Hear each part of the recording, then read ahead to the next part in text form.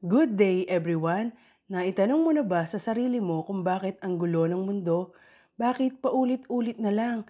Anong nangyari? Bakit nagkaganyan? Bakit ang sama ng mundo? Kung naitanong mo na ang lahat ng yan, it's normal. Hindi ka nag-iisa. I will give you an example. Hindi na ako lalayo pa. Yung nangyayari ngayon sa ating bansa. Ano ito? Tama. Korupsyon at flood control. Dami na pong napagdaanan ng ating bansa, mga pagbagyo at pagbaha, pero every year it worsen. Dahil po ito sa malawakang korupsyon. Kasama po ba tayo sa korupsyong ito?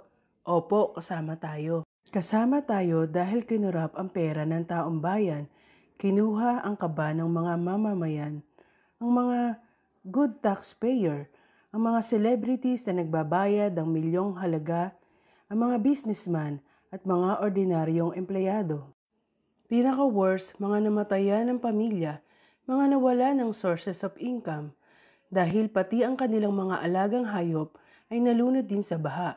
Ang ating mga bayani, ang mga rescuer na patuloy na nagliligtas ng mga buhay na natrap sa loob ng bahay. At sariling buhay ang nawala, sinakripisyo, makapagligtas lamang ng mga biktima ng rumaragasang tubig. Kahit wala ng bagyo, marami pa rin sa atin mga kababayan na ang kanilang lugar ay lubog pa rin sa malakihang pagbahang ito. Marami po sa ating mga kababayan ang humihingi ng justice. Araw-araw, nagdurusa, nagtatanong kung hanggang kailan ang pagbaha sa kanilang lugar. Na sa tuwing may bagyo, sila po'y natatakot. Bagyo de peligro, baha de peligro. Magkaroon ng malinis at tapat na gobyerno, transparency, distribution of project, yan ang dapat ipakita sa publiko at mawala na ang mga multo, ghost employees, ghost projects. Katulad ninyo, may taong nagdarasal araw-araw na magkaroon ng magandang buhay, matuyo na ang kanilang lugar dulot ng pagbaha.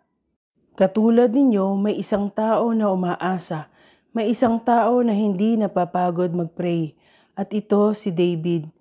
Sabi sa Psalms 86 verse 1, Incline your ear, O Lord, and answer me, for I am poor and needy. Like David, he humbled himself before God. He wants the attention of God. God, help me, parang awa mo na. Tulungan mo ako sa problema ko. Halimbawa na lang may mga pamilya tayong pinagpe-pray. Lord, pagalingin mo ang anak ko. Napakabata pa ng anak ko para maghirap sa cancer. David is so desperate sa kanyang situation. Bawat isa sa atin ay nakaranas na ng problema sa buhay. Chaos in the family, relationship problems, at sa mga estudyante, baksak na grades.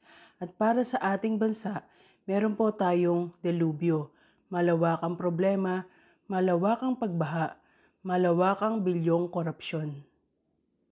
Our lives are full of uncertainty these days. Problems are part of our life.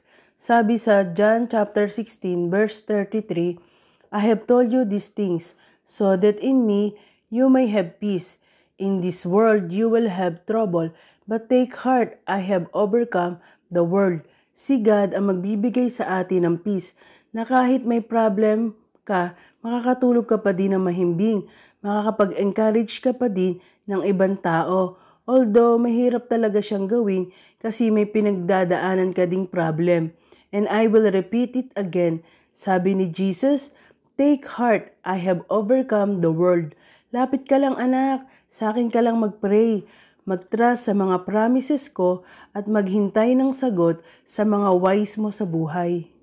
Kung hindi nakorap ang budget at inayos mabuti ang flood control projects, wala po sanang mga buhay na nasayang. May maayos sana na mga daan at tulay. Ang korupsyon po sa Pilipinas ay nationwide problems. Ilang taon na din po itong ginagawa ng ating mga political leaders. For the love of money is a root of all kinds of evil. Nasobrahan po sa pagmamahal ang mga leaders natin at sariling mga interes ang kanilang inuna. Alam niyo po, itong mga kabi-kabilang earthquake sa Pilipinas, Do meron din naman sa ibang bansa, mga bagyo at pagbaha, ang lahat ng ito inalaw ni God. Makasarili po kasi ang ibang tao. Illegal minings, illegal loggings. Bakit? May pera dito. Business. Sinira po nila ang kalikasan na binigay ni God. Kaya po ang naghihirap ngayon ay ang ating mga kababayan. At the end of the day, sila po yung kawawa. Sila po ang nagdurusa sa kagagawan ng ating mga leaders. It's all about the love of money. Kaya po inalaw ni God na mangyari ito sa atin para lumapit po tayo sa kanila. Kailangan po nating ipagdasal ang ating mga leaders para magkaroon ng pagbabago sa ating gobyerno. Teka, pwede nyo sa aking sabihin na bakit ko sila ipagpe-pray? Sila ang may kasalanan at hindi ko naman responsibility na ipag-pray sila.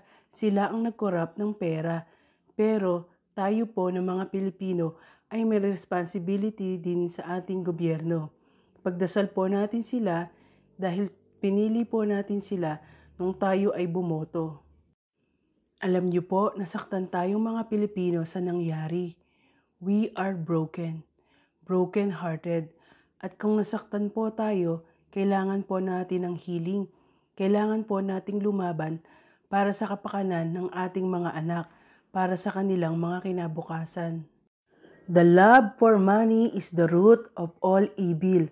The heart is deceitful above all things, and desperately wicked. Who can know it? Ang puso po ng tao ay madalas nadadaya sa pag-ibig at ngayon sa pag-ibig sa pera ng ibang mga politiko. Above all else, guard your heart, for everything you do flows from it. Bantayan po natin ang puso natin para hindi tayo madaya, maiwasan ang pagiging greedy. God is in control sa atin. He is in control sa Pilipinas. May mga plano po siya. At sa ngayon po, kung hindi man natin makita, maghintay lang po tayo. He is cooking something. He loves the Philippines so much. At hindi niya po pababayaan na ang bawat buhay ng isa sa atin ay masira. He is waiting for us to come to Him, to seek Him ng buong puso po natin. I appeal to you, mga kababayan. Ipag-pray po natin ang ating mga government leaders upang magkaroon po sila ng matinong pag-iisip, mabuting puso, at gumawa po sila ng mga tamang desisyon para po sa pag-unlad ng ating bansa. Then, if my people who are called by my name will humble themselves and pray and seek my face and turn from their wicked ways, I will hear from heaven and will forgive their sins and restore their land. Kung gusto po nating matigil ang korupsyon at pagsubok ng pagbaha, kailangan po nating humingi ng tawad kay God at tumalikod sa mga kasalanan natin. By God's grace, magagawa po natin. Marami pa pong rallies at protesta ang mangyayari sa Pilipinas dahil gusto po ng ating mga kababayan ang tunay na serbisyo ng pamahalaan, tapat at maaasahan upang lalo pong umunlad ang ating bansa. Kung pagod ka na at sawa na sa sitwasyon ng ating bansa, manalangin ka araw-araw. Kaya pong baguhin ni God ang buhay mo. Kaya niyang baguhin ang Pilipinas. He says, "Be still and know that I am God. I will be exalted among the nations. I will be exalted in the earth." Umasa po tayo kay God na kaya niyang baguhin ang bawat puso ng mga Pilipino, kaya niyang baguhin ang bansang Pilipinas para sa ikauunlad ng lahat. Kung sa tingin mo na bless ka sa video na ito, please like and share. Thank you for watching.